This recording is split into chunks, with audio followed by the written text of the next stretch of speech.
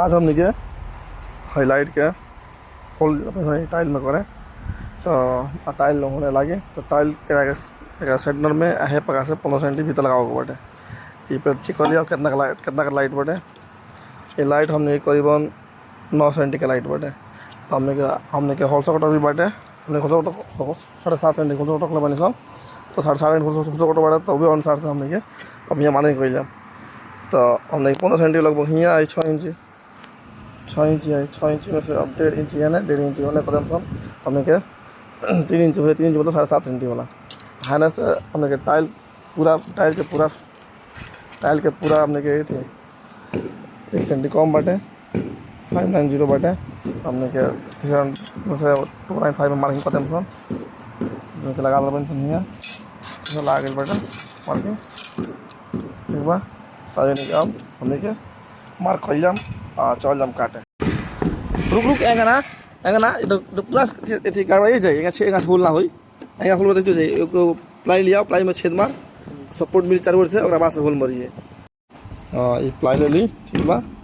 हम लाके हमने के होल मार पानी डाल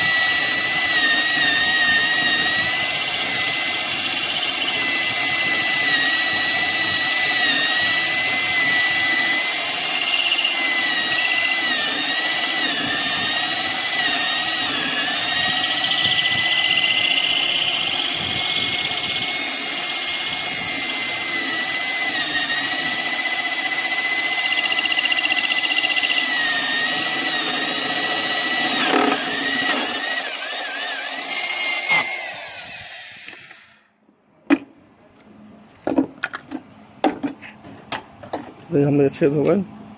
एकदम स्मूथ। अब बची जा लाइट